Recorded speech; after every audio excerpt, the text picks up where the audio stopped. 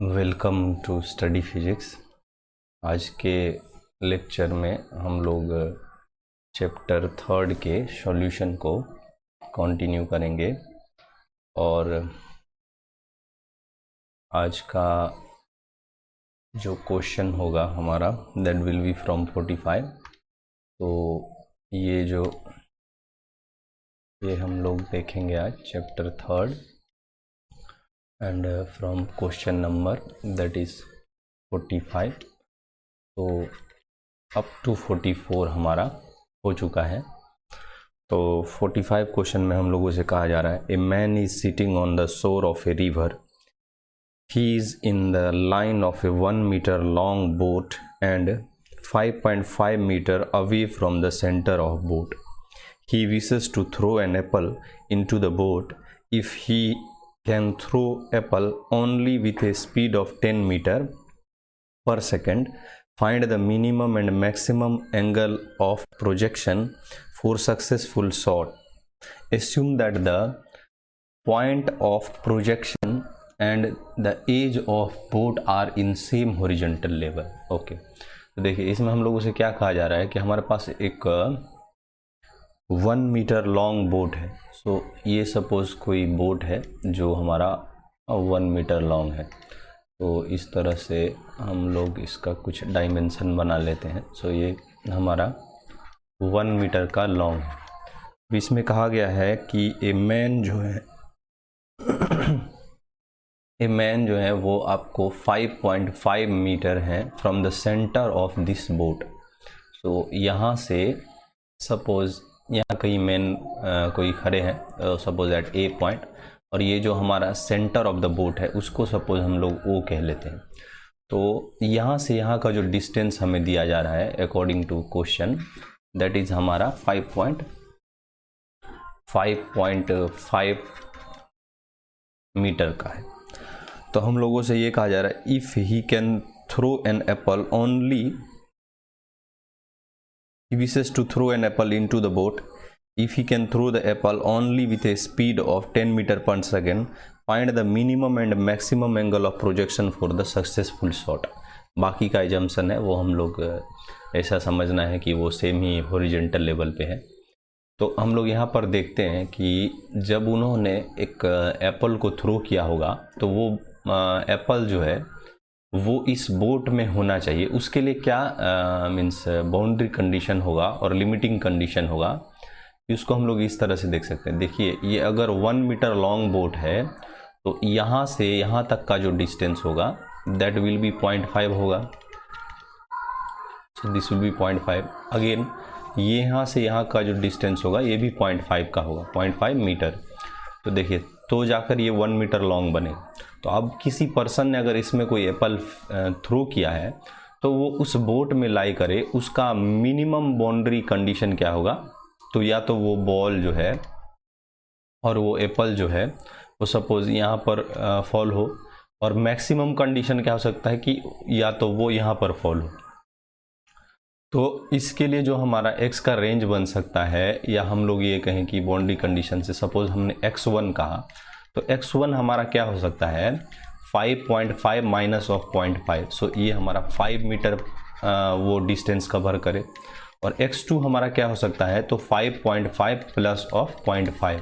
सो ये हमारा हो सकता है कि 6 मीटर तक वो जाए। तो इसमें इसको अगर हम लोग रेंज के टर्म में कन्वर्ट करें तो रेंज 1 जो है वो हमारा 5 मीटर का है, और रेंज 2 अगर इसे कंसिडर करें तो वो हमारा 6 मीटर का है। अब देखिए यहाँ पर हमसे वेलोसिटी दिया जा रहा है, तो हम लोगों से पूछा जा रहा है कि वो एंगल का कंडीशन बताइए जब मीन्स उस एंगल का कंडीशन बताइए जब ये इस डिस्टेंस पर पहुंच रहा हो और जब ये इस डिस्टेंस पर पहुंच रहा, मीन्स मिनिमम एंगल और मैक्सिमम एंगल आप इस तरह से कह सकते हो। तो यहाँ पर देखिए अगर हम लोग नॉर्मली रेंज जब इवेल्युएट करते हैं तो हम लोग क्या लिखते हैं u² साइन 2 थीटा बाई जी लिखते हैं, u² साइन 2 थीटा बाई जी इस तरह से लिखते हैं। तो सपोज हमने जब रेंज 1 लिया तो उस इंस्टेंट हमारा जो थीटा है दैट विल बी थीटा 1, और जब रेंज 2 लेंगे दैट इंस्टेंट हमारा थीटा जो होगा दैट विल बी थीटा 2। बाकी का चीज़ तो हमारा सेम होगा क्योंकि स्पीड सेम रखना है। तो देखिए रेंज 1 के लिए ये हमारा बन जाएगा 5 मीटर, और जी के लिए कुछ नहीं कहा गया, दैट इंस्टेंट हमको यहाँ पर 9.8 ही लेना होगा। तो देखिए यहाँ ये जो u है दैट इज़ हमारा 10 मीटर पर सेकेंड, सो ये हमारा हो जाएगा 100। अब देखिए यहाँ पर होगा sin 2 थीटा, सो sin 2 थीटा अपॉन ये वैल्यू हम लोगों ने रखेंगे 9.8। तो यहाँ से अगर हम लोग sin 2 थीटा और इसको थीटा 1 कह लेते हैं फॉर रेंज 1, सो ये हमारा थीटा 1 बन जाएगा।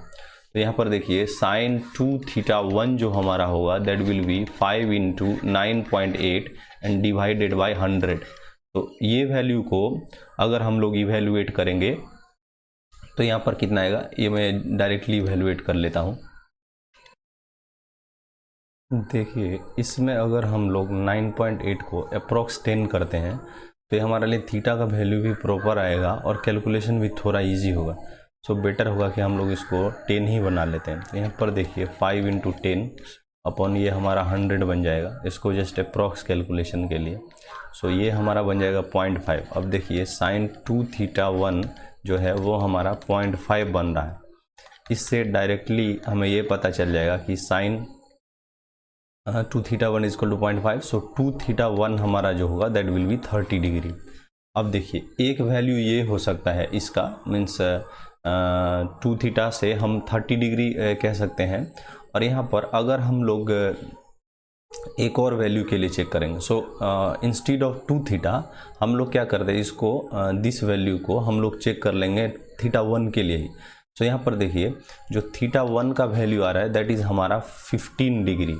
सो यहाँ देखिए थीटा 1 का जो वैल्यू हो रहा है that is theta 1 is equals to हमारा 15 डिग्री। तो इस तरह से हमको थीटा 1 का वैल्यू जो पता चल रहा है 15 डिग्री। अब यहाँ देखिए अगर इसको 2 थीटा 1 मीन्स हम लोग एक चीज़ और जानते हैं, वो क्या कि हमारा जो साइन थीटा का वैल्यू होता है, साइन थीटा का वैल्यू ये इक्वल होता है sine 180 minus of theta. Means एक दूसरा एंगल भी यहाँ पर आ सकता है। इस मीन्स यहाँ पर हमें चूँकि एक रेंज को कंसीडर करना है, सो यहाँ पर हम लोग एक रेंज ऑफ डेटा लेंगे और सेकंड पार्ट से भी एक रेंज ऑफ डेटा लेंगे, मीन्स बी पार्ट से, जब हम रेंज को 6 कंसीडर कर रहे होंगे। और फिर हम लोग चेक करेंगे कि within this limit means 15 to certain limit आएगा, ये मिनिमा के लिए रेंज होगा। और एक पार्ट से हमें जो पता चलेगा फॉर मैक्सिमम के लिए हमें भी रेंज निकालना होगा। मीन्स क्या, हमें मिनिमम के लिए भी एक रेंज निकालना होगा और एक मैक्सिमम के लिए भी रेंज निकालना होगा।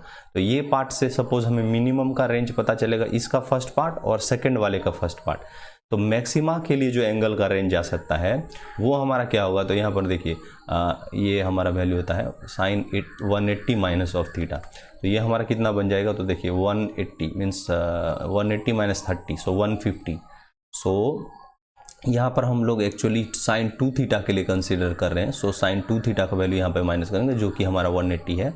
सो ये वैल्यू हमको क्या पता चल रहा होगा कि ये वैल्यू इक्वल हो जाएगा मीन्स साइन 2 थीटा। सो यहाँ पर देखिए ये साइन 2 थीटा हमारा कितना है, तो 30 डिग्री, और यहाँ पर ये हमारा बन जाएगा साइन 150 डिग्री। सो इससे हमें क्या मतलब है कि जो 2 थीटा होगा वो हमारा एक तो 30 डिग्री होगा और दूसरा जो 2 थीटा का वैल्यू आएगा, सो 2 थीटा 1 और रेंज इवेल्युएशन के लिए ये हमारा 150 डिग्री हो सकता है। ये पार्ट हम लोग समझ चुके हैं, तो इसको हम लोग इरेज कर लेते हैं। अब देखिए मिनिमा का एक रेंज होगा हमारे पास और एक मैक्सिमा का रेंज होगा। तो ये मिनिमा का रेंज के लिए एक पार्ट होगा। अब मैक्सिमा का रेंज के लिए यहाँ पर जो थीटा 1 हो सकता है दैट इज़ हमारा 75 डिग्री। सो यहाँ पर देखिए हमको जो मिल रहा है वो 15 डिग्री एक वैल्यू, और एक वैल्यू जो जा रहा है वो हमारा 75 डिग्री। सो इसको हम लोग इस तरह से कुछ रखते हैं फ्रॉम फर्स्ट कैलकुलेशन। देखिए इस तरह से जब हमारा सेकेंड कैलकुलेशन होगा तो R2 के लिए हमारे पास क्या होगा, तो u स्क्वायर साइन 2 और थीटा 2 यहाँ पर यूज़ करेंगे डिवाइडेड बाई g। तो अब देखिए ये वैल्यू हमारे पास 6 है और ये हमसे कितना दिया गया है, तो दैट इज़ हमारा 10 अगेन। सो ये 100 और ये साइन 2 थीटा 2 अपॉन जी। सो जी का वैल्यू हमारा कितना बनेगा 10। सो देखिए यहाँ पर जो साइन 2 थीटा का वैल्यू आएगा दैट विल बी हमारा 0.6। अब इससे अगर हम लोग थीटा का वैल्यू इवेल्युएट करेंगे दैट मीन्स 2 थीटा 2 का वैल्यू इवेल्युएट करेंगे, सो ये जो वैल्यू आएगा दैट इज़ हमारा 2 थीटा 2 का वैल्यू। सो 2 थीटा 2 का जो वैल्यू आएगा दैट विल बी 36.86 डिग्री। अब ये एक और भी वैल्यू हो सकता है अगेन, तो वो क्या, तो 180 माइनस 36.86। अब देखिए ये अगर 40 होता तो 40 बनता और ये 36 कंसीडर करेंगे तो 44, तो 44 से मीन्स 86 जाएगा। दैट मीन्स ये हमारा कुछ अराउंड जो बनेगा लिख लेते हैं डायरेक्टली। सो ये वैल्यू अराउंड हमारा जा रहा है 143.14। तो इस तरह से हमारे पास ये बन रहा है। तो इसका जो ये जो वैल्यू है दैट इज़ हमारा 2 थीटा 2 है। सो यहाँ से अगर हम लोग थीटा 2 का वैल्यू इवेल्युएट करेंगे तो डिवाइडेड बाई 2 हो जाएगा। सो ये वैल्यू जो आ रहा है दैट इज़ हमारा 71.57 डिग्री। और इसको हम लोग यहाँ पर देखिए जो जी का वैल्यू ले रहे हैं दैट इज़ 10। सो इसको हम लोग अप्रॉक्स 71 डिग्री रख लेते हैं और कुछ यहाँ पर एग्जैक्ट डेटा है सो 15, तो इस तरह से हम लोग रख लेते हैं। तो यहाँ पर देखिए जो हमारे पास एंगल का यहाँ से कंडीशन आ रहा है दैट इज़ हमारा 36 डिग्री और 36.86 डिग्री और एक कंडीशन आ रहा है हमारा 71 डिग्री। सो यहाँ पर देखिए जो हमसे एंगल का कंडीशन पूछा गया है मिनिमम टू मैक्सिमम का, तो इस दोनों में से हम लोग इस तरह से कंसीडर करेंगे। तो फॉर मिनिमा के लिए जो हमारा एंगल होगा, यहाँ पर ये 2 थीटा था, सो यहाँ सॉरी ये हमें 2 थीटा से हमें थीटा 2 का वैल्यू इवेल्युएट करना होगा। सो ये जो थीटा का वैल्यू है दैट विल बी 18.36। सो इससे हमको थीटा 2 का वैल्यू लेना था, तो यहाँ भी हम लोग इसको 18.36 ही रखेंगे। सो ये वैल्यू हमारा हो जाएगा 18.36। तो देखिए मिनिमम एंगल कंडीशन के लिए जो लिमिट बन जाएगा वो हमारा 15 डिग्री टू 18.36 डिग्री अप्रॉक्स, और जो मैक्सिमा के लिए हमारे पास हो सकता है दैट इज 71 डिग्री टू, वहाँ पर देखिए एक लिमिट है हमारे पास दैट इज 75। सो 75, तो इस तरह से ये जो है वो हमारा एंगल का लिमिट बन जाएगा कितना से कितना, तो और मिनिमम के लिए ये हो रहा है और मैक्सिमम के लिए ये हो रहा है। तो इस तरह से हमको 45 क्वेश्चन कंप्लीट हो जाएगा। जो नेक्स्ट होगा दैट इज हमारा 46। तो 46 में हमसे कहा जा रहा है a river 400 metre wide is flowing at a speed of 2 metre पर सेकेंड। सो विड्थ जो हमें दिया गया है दैट इज रिवर का विड्थ वो हमारा 400 मीटर का है, और flowing at rate means river का जो फ्लो रेट है उसको हम लोग वेलोसिटी ऑफ रिवर इस तरह से लिख लेते हैं। सो दैट इज़ हमारा 2 मीटर पर सेकेंड है। फिर कहा जा रहा है boat is sailing at a velocity of 10 metre पर second with respect to the water in a perpendicular direction to the river. देखिए ये विथ रिस्पेक्ट टू वाटर दिया गया है और वो वेलोसिटी हमारा है बोट का कितना, तो 10 मीटर पर सेकेंड। सो वाटर के रिस्पेक्ट में ये 10 मीटर पर सेकेंड है, और इसका जो फ्लो है perpendicular direction to the river का फ्लो है। तो सपोज हमारा ये कोई इस तरह से रिवर है, तो इसका ये विड्थ है सपोज, तो ये विड्थ हम लोगों से यहाँ पर जो है दैट इज़ हमारा 400 मीटर का दिया जा रहा है। सो ये विड्थ हमारा 400 मीटर का है। अब देखिए इस डायरेक्शन में हमारा रिवर जो होगा वो फ्लो कर रहा होगा कुछ इस डायरेक्शन में, तो ये हमारा वेलोसिटी ऑफ रिवर इस तरह से हम लोग कह सकते हैं। अब यहाँ पर ये कहा जा रहा है a boat is sailing at a velocity इतना with respect to the water in perpendicular direction. So देखिए अब बोट को इसके परपेंडिकुलर डायरेक्शन में जाना होगा। सो ये बोट का जो डायरेक्शन हो सकता है वो किस प्रकार से, तो देखिए बोट का डायरेक्शन इस तरह से कुछ हो सकता है। सो बोट का direction perpendicular to the river के फ्लो का डायरेक्शन होगा, तो इस तरह से है। अब हमसे कहा जा रहा है find the time taken by the boat to reach the opposite bank.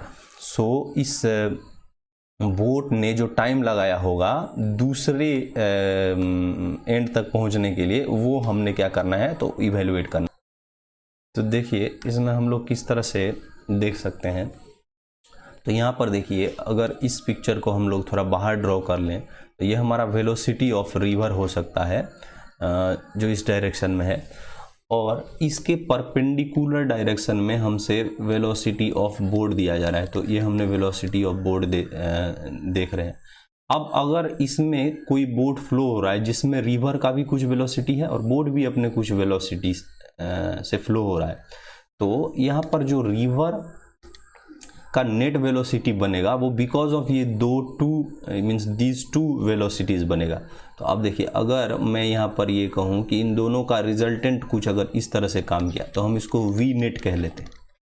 अब सपोज इस वी नेट को मैं ऐसे कंसिडर कर रहा हूँ कि ये वी बोट के साथ जो एंगल बना रहा है, वी बोट के साथ जो एंगल बना रहा है दैट इज हमारा कितना, तो थीटा एंगल बना रहा है। तो अगर अब हम लोग इस थीटा का वैल्यू इवेल्युएट करेंगे तो देखिए ये इस थीटा का वैल्यू अगर इवेल्युएट करेंगे तो किस तरह कर सकते हैं, तो देखिए यहाँ पर अगर हम लोग टेन थीटा यूज़ करें तो टेन थीटा किसके इक्वल हो जाएगा, तो P अपॉन B के इक्वल हो जाएगा, ये P और ये B। अब ये P वाला कौन सा है, तो ये हमारा VR है, मीन्स वेलोसिटी ऑफ रिवर वाला, और ये वेलोसिटी ऑफ बोट वाला है। तो VR हमारा कितना है, देखिए 2 मीटर पर सेकेंड, और बोट का जो वेलोसिटी है दैट इज हमारा 10 मीटर पर सेकेंड। सो यहाँ पर जो थीटा का वैल्यू होगा that will be 10 inverse of 0.2। सो ये वैल्यू अगर हम लोग इवेल्युएट करेंगे theta will be that is theta का value equals to 10 inverse 0.2।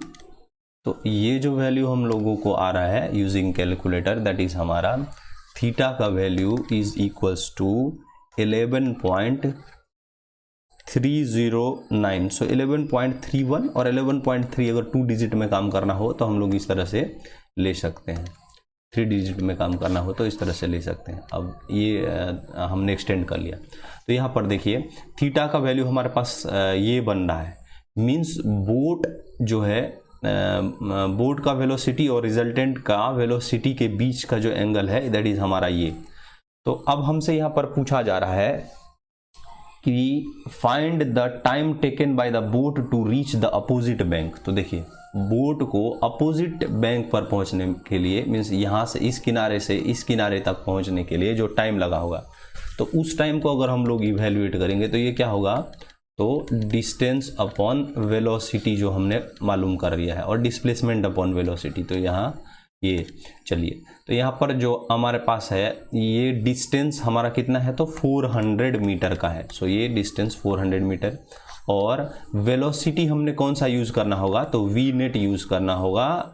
We net का कौन सा कंपोनेंट, तो वी नेट का इस साइड वाला कंपोनेंट, क्योंकि वो ही रिस्पॉन्सिबल होगा उस वाइड को, उस विड्थ को कवर करने के लिए। So V net cos theta हम लोगों ने यूज़ करना होगा। सो ये हमें बताएगा कि इसको कितना टाइम लगा है to cover this distance to this distance. अब देखिए हमें थीटा का वैल्यू पता है बट वी नेट का वैल्यू अभी पता नहीं है, तो पहले हम लोग वी नेट का वैल्यू पता कर लेते हैं। तो अभी देखिए वी नेट का जो वैल्यू होगा दैट विल बी हमारा √10 का स्क्वायर प्लस 2 का स्क्वायर। सो ये वैल्यू हमारा बन जाएगा √100 + 4, सो √104 मीटर पर सेकेंड। ये इस तरह से हमारे पास बन जाएगा। अब देखिए जब इसमें हमने वी नेट का वैल्यू इवेल्युएट कर लिए हैं तो हमसे पूछा जा रहा है time, find the time taken by the boat to reach the opposite bank. So opposite bank पहुंचने के लिए उसको क्या टाइम लगा होगा, तो देखिए अपोजिट बैंक में वो कौन सा कंपोनेंट काम करेगा, तो वी नेट का कॉस थीटा कंपोनेंट काम करेगा। तो ये अगर हम लोग टाइम इवेल्युएट करेंगे तो टाइम हमारा क्या बनेगा, तो डिस्टेंस कवर्ड। तो यहाँ पर देखिए डिस्टेंस जो है वो 400 होगा, तो पहले हम लोग लिख लेते हैं। सो डिस्टेंस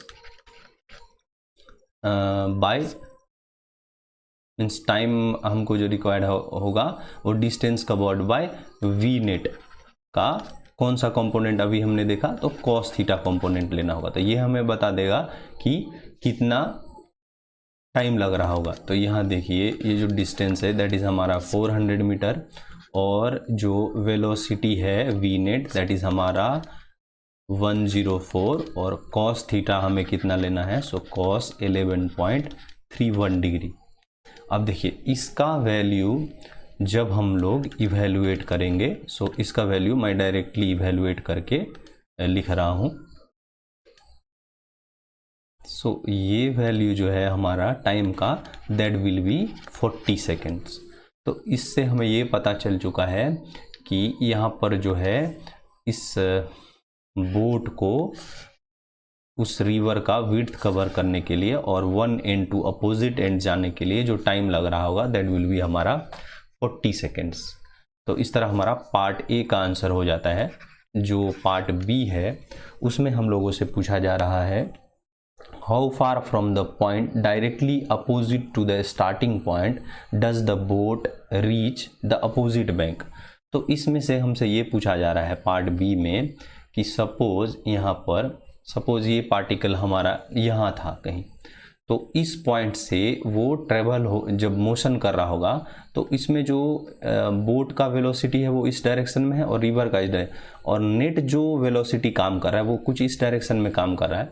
तो due to this v net यहाँ पर क्या होगा, ये पार्टिकल यहाँ से स्टार्ट किया था, सपोज कहीं यहाँ पहुँच जाएगा या कहीं यहाँ पहुँच जाएगा। तो हमसे पूछा जा रहा है कि जो अपोजिट एंड पर जब ये यहाँ पर पहुँचा है तो इस पॉइंट से इस पॉइंट तक का जो डिस्टेंस है वो कितना होगा, ये हम लोगों से पूछा जा रहा है। तो अभी देखिए अभी जो हम लोग पार्ट ए में कर रहे थे टाइम का कैलकुलेशन, तो उसमें हम लोग डिस्टेंस जो है वो और मोशन जो है वो कंसिडर कर रहे थे अलोंग वाई एक्सिस। अब सपोज अगर हमने इस डिस्टेंस को कवर करना है तो हम लोग इस डिस्टेंस को अगर कैलकुलेट करेंगे तो हम लोग को motion along x axis consider करना होगा। तो सपोज ये डिस्टेंस को मैंने अगर x कहा तो ये x किसके इक्वल होगा, तो v नेट का कौन सा वाला कंपोनेंट, तो देखिए इस टाइम हमारा cos थीटा आया था तो इस टाइम sin थीटा आएगा। देखिए इसका v नेट का ये वाला जो कंपोनेंट होगा वही तो रिस्पॉन्सिबल होगा इस डायरेक्शन में मोशन के लिए। तो अभी हम लोग इसको क्या कहेंगे, v net sin theta into T. तो ये जो t है ये हमें मालूम हो चुका है, तो इसको हम लोग नेक्स्ट इंस्टेंट लिख लेंगे। अभी देखिए यहाँ पर जो वैल्यू